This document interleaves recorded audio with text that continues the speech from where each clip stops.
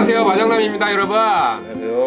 네, 이번 시간은 디프 오일 어떤 걸 어떻게 넣어야 될까 시간입니다. 서킷을 안 다니시는 분들은 디프 오일 교환을 잘 안 하시는데, 선수들이나 서킷을 방문하시는 분들은 서킷 노면에 따라 디프 오일 교환을 어떤 식으로 교환을 하는지, 디프만으로 주행 특성이 어떻게 바뀌는지 알아보는 시간을 가져보도록 하겠습니다.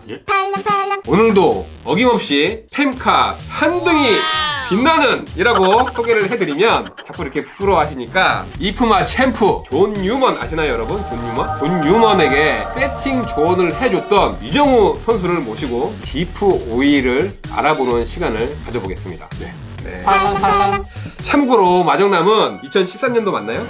네, 2013년도 중국 펜카에서 최병훈 선수를 2등으로 안착시키고 욕을 엄청 많이 먹었던, 꼭 2등을 만들어줬죠. 네, 욕을 먹고 2등으로 만들어줬던, 그리고 하라에게 그때 보셨죠? 디프 시밍, MS 네, 디프 그거랑 시밍 조언을 했죠. 에어클리너 그거 호수 아니었죠? 그렇죠. 안 했으면 그 엔진 갖다 봐야지. 네, 그러면 리타이어 했지. 입장 네, 못했지 그때. 그렇지. 하라에게도 조언을 해줬던, 욕먹어서 하나 도와주는가요? 소심한 목숨? 아니지, 대회 끝나고 그거는 에이맨 끝나고서 했으니까. 아무튼 하라에게까지 조언을 해줬던 커리어를 자랑합니다. 엄청난 커리어예요. 그럼 오늘도 초보자 모드로 변신을 해서 이정우 선수에게 질문을 던질 테니 잘 받아주세요. 잘 받겠습니다. 회사마다 디프 오일 특성이 조금씩 다른가요? 뭐 조금씩 다르다고는 할 수 있는데, 네. 이 실리콘 오일 자체 원료를 만드는 회사는 전 세계에서 많지 않습니다. 네. 몇 군데라고 알고 있고, 네. 나머지는 다 그쪽 업체에서 받아다가 이제 자체적으로 믹스를 한다고 봐야죠. 테스티드 RC에서 파는 이 실리콘 오일이 있는데, 네. 가격도 저렴하고 한데, 이 오일을 초보자가 디프 오일을 구매를 한다라고 하면은 이 디프 오일을 몇 번 최소화 간략하게 그냥, 네, 3,000, 5,000, 7,000, 10,000 요 정도만 갖고 계시면 흙에서 이제 굴리실 네. 때는 전혀 문제가 없고요. 다시 한번 말씀해 주세요. 3,000, 5,000, 7,000, 10,000. 천천히 말해 주세요. 3,000, 네. 5,000, 네. 7,000, 네. 10,000. 아시겠죠? 그리고 많이 빨라서. 아스팔트는 아스팔트에서는 뭐 5,000, 10,000, 15,000, 20,000 요 정도 갖고 계시면 되겠습니다. 초보자 입문자 같은 분들이나 아니면 서킷에서 주행을 안 하시고 그냥 공도에서 굴리실 분들은 그것만 딱 가지고 있으면 되겠네요. 네. 최적의 그 디프 오일 네. 구매법이네요. 네. 네. 혹시 이거 패키지로 그것만 딱 이렇게 초보자용 아스팔트용 이렇게 묶어서 한 번에 딱 파실 생각 없나요? 초보자용 키트, 네. 아스팔트용, 네. 서킷용 초보자용 디프 오일 세트를 한번 꼭, 그리고 GT용 초보자용 세트. 네. 왜냐면 초보자들이 선택장애 걸릴 수도 있어요. 네. 이거를 하나에 얼마죠? 하나에? 디프 오일 같은 경우에는 14,000원에 적립금 10%가 들어갑니다. 아, 근데 이게 지금 초보자들이 많은 디프 오일을 14,000원씩 주고 10개, 5개씩 사기가 굉장히 부담스러우니까, 이해합니다. 네. 네, 초 입문자들은 한 번에 조종기 사지, 차 사지, 엔진 배터리 사지, 거기다 이것까지 부가적으로 다 사려면 힘드니까 차량 패키지로 한번.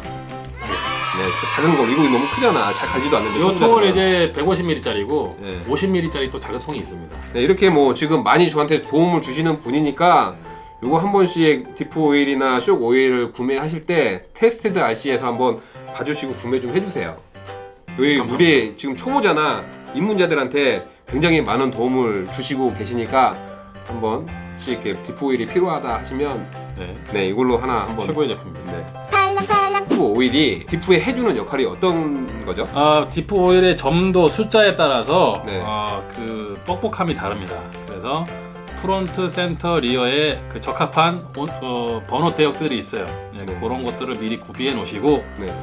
차동의 그 역할을 조절해 주시면 됩니다. 뻑뻑해지면은 차동의 역할을 죽이는 거고요. 네.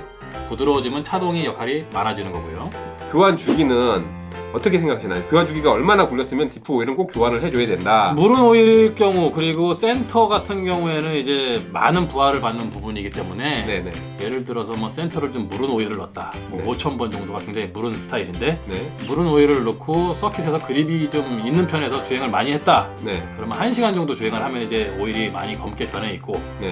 그리고 이제 이 부분 조인트 부분이 네. 많이 이제 브리스가 날아가서 녹이 쓰는 지경까지 네. 가게 되죠. 이런 경우에 서킷 주행 기준으로 뭐 1시간에서 1시간 반 네. 이 정도 주행하면은 저는 센터 디프를 한번 열어서 정비를 해주는 편입니다. 아, 프론트 디프나 리어 디프는 뭐 그거보다 좀 더 긴 주기를 갖고 있죠. 리어 디프가 좀 더 앞프론트보다 짧고요. 네. 예, 앞프론트는 리어보다 약간 주기가 길고요. 서킷 3번 정도. 리어는 뭐 서킷 한 2번 정도. 예, 이 정도 생각하고 있습니다. 그러면은 센터 디프 같은 경우에는 네. 이정우 선수는 서킷에 가면 하루 종일 차를 굴리니까 한 두세 번 가시겠네요. 그렇다고 봐야죠. 네, 거의 뭐 초보자 입문자보다 더 재밌게 굴리시니까. 재밌으니까. 네. 그럼 디프 오일을 갈 때 구리스를 아무거나 발라도 된다고 말씀을 드렸는데 열에 강한 구리스가 있고 열에 강하지 않은 구리스 오일이 있는데 열에 강한 디프에다가 발라줄 수 있는 구리스가 있을까요? 뭐 테스티다시 테프론 그리스를 저는 애용하고 있고요. 그다음에 XTR 브랜드로는 이제 리튬 그리스. 이 고무에다 바르는 구리스는 조인트에다 바르는 구리스가 다른 걸 바르시나요? 네, 파란색 쇼고링 그리스. 아, 뭐 네. 오링 구리스는 오링 구리스를 바르고 네. 이게 열이 많이 받는 부분은 열과 마찰이 말이 일어나는 부분에는 테프론 그리스 혹은 리튬 그리스.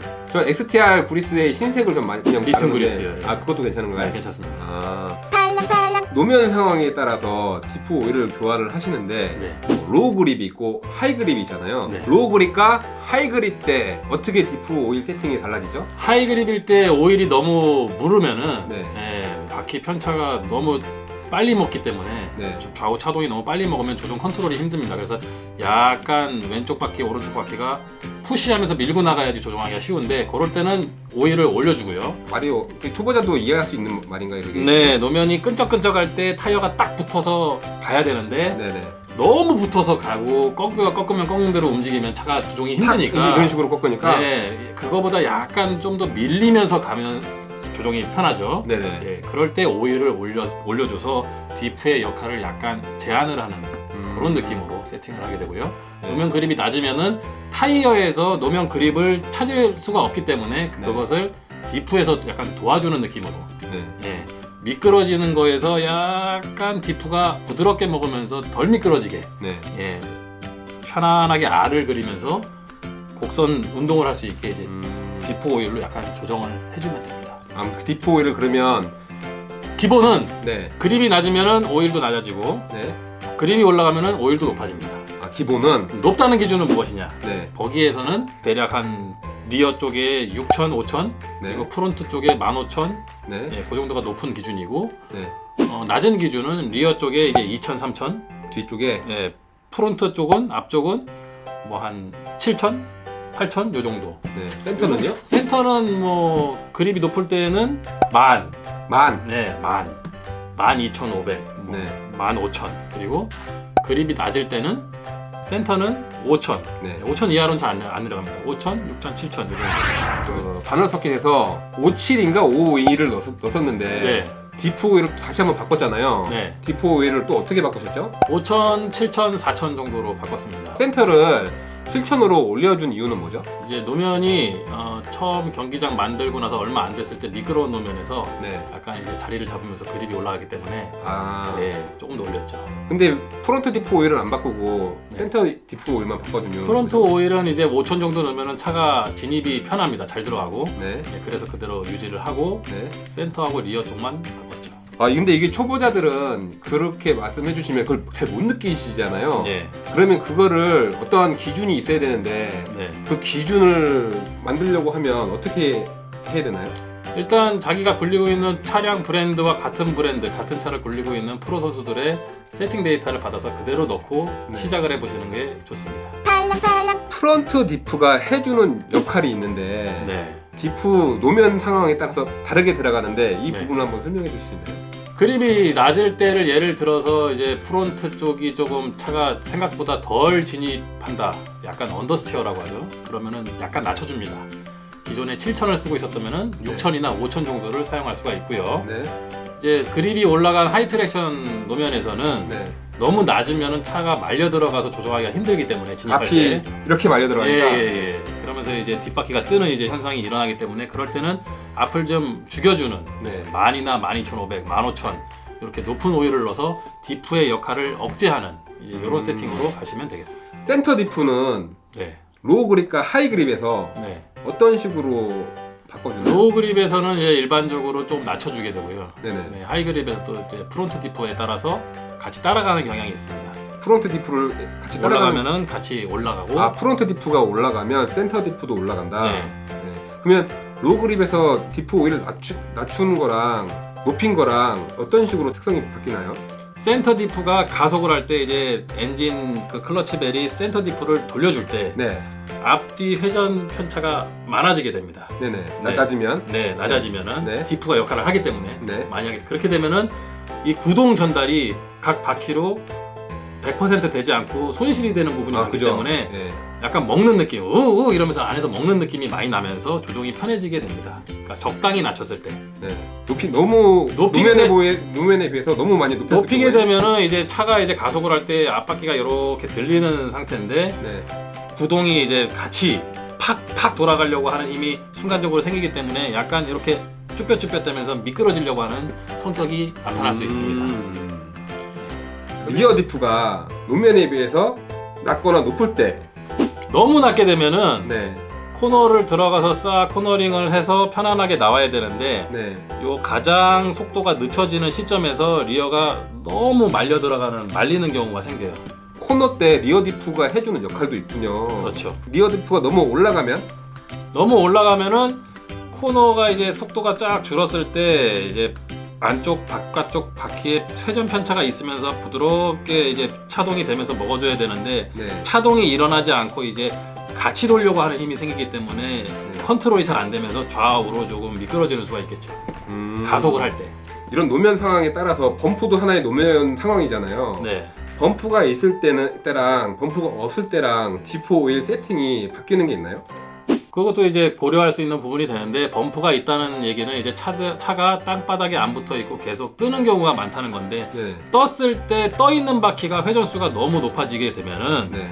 이제 그 바퀴가 땅바닥에 떨어지면서 스핀을 유발할 수가 있고 네. 차가 돌죠. 네, 그리고 센터 디프 같은 경우에는 센터 디프가 너무 앞뒤로 채주는 힘이 세면은 이런 식으로 기우뚱하면서 이제 가기가 힘들기 때문에 약간 낮춰주는 경우가 있습니다. 그러면 범프가 많을 경우에는 프론트 디프와 리어 디프 오일을 낮추나요? 아니면 전체적으로 낮추게 낮추나요? 되면 아까 말씀드렸다시피 바퀴가 떠 있는 바퀴가 아. 회전수가 많이 올라가기 때문에 그 바퀴가 착지를 할 때 네. 돌리는 경우가 있어요, 차를. 네. 그래서 너무 낮추게 되면 안 됩니다. 그러면 그걸 어떻게 찾아야 되죠? 근데 이제 뭐 스테빌라이저라든가 뭐 쇼크 역할도 이제 연관이 많고 디프도 그 중에 이제 일부분 역할을 하는 거기 때문에 딱 디프 때문에 그렇다라고 말씀드리기는 굉장히 어렵습니다. 근데 이번 시간이 디프 세팅이니까 네. 디프로만 범프에서 어떻게 오일을 넣으면 센터 디프를 약간 낮춰보는 게 조종하기가 편합니다. 센터 가장. 예. 범프가 있을 때 앞뒤 디프는 냅두고 네. 센터 디프를 좀 네, 낮춰보면 보통 그렇게 하면은 아. 좀 해결이 되는 편입니다.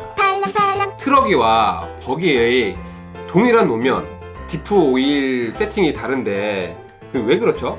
왜 바퀴가 큰 차에는 디프 오일을 더 강한 걸 넣나요? 지금 이미 답을 말씀하셨는데 바퀴가 네. 크기 때문에 오일을 좀 뻑뻑하게 하는 바퀴가 크니까 네. 디프 오일을 더 세게 넣는다고요? 네. 큰 바퀴가 디프가 정지해 있을 때 큰 바퀴가 이제 상상을 해보시면은 좌우에 달려 있다. 네. 그랬을 때 이 가운데 쪽에서 이제 크라운 요 기어가 네. 채줄 때 정지해 있던 상태에서 바퀴가 크면은 네. 상상해 보세요. 네. 상상. 네. 같이 돌려고 하는 힘이 네. 좀 약해지겠죠. 네. 이 정지되어 있는 상태에서 디프가 돌아가야 되니까. 네. 근데 작은 바퀴, 네. 1대8 같은 경우에 바퀴가 작죠. 네. 조금 더 쉽게 움직이겠죠. 네. 예, 그런 이유에서 오일을 약간 버기보다 트럭이가 뻑뻑한 거를 사용해 줘야 네. 예, 같이 움직이려고 하는 힘이 생기기 때문에 네. 쉽게 조종이 됩니다. 근데 지금 바퀴가 작은데도 온로드 지금 파시는 저 차 이름 뭐죠? GT. 그냥 차 이름 그냥 GT인가요? 네. 저 S웍스에서 나오는 GT 같은 경우에 제가 요번에 디프 편을 찍으면서 세팅 시트를 한번 봤는데 네. 프론트 리어가 엔진 버기와 너무 다르게 너무 높게 세팅이 되어 있더라고요. 트랙션이 상대적으로 높기 때문이죠. 아 그러면 GT에는 몇 정도의 디프 오일? GTS는 이제 서킷에서는 네. 100만까지도 프론트에 넣고요. 와. 뒤는 뭐 3만, 5만 네. 이렇게도 넣고요. 일반 공도에서 주행하실 때는 뭐 30만, 뭐 50만 이렇게 프론트에 넣고 뒤에는 뭐 2만, 3만 이런 걸 넣죠. 구독자님이 이거 디프 오일을 한번 올려달라고 하셔서 지금 여기 오늘 엔진 세팅 촬영을 하러 오면서 오늘 하루에 다 묶어서 촬영을 했어요. 오늘 바쁘신데도 이렇게 뭐 2시간, 영광입니다. 예, 2시간 가량 저한테 시간 투자를 해주셨는데 정말 감사하고요. 감사합니다. 네네. 앞으로 자주 만나서 초보자나 입문자의 이 RC 진입 장벽을 허무는 영상을 많이 찍도록 하겠습니다, 여러분. 감사합니다, 여러분. 네, 이종훈 사장님한테 다시 한번 감사드리고요. 정말 감사합니다. 네네. 서킷에서 만나요, 여러분. 만나요. 감사합니다. 감사합니다. 구독과 좋아요.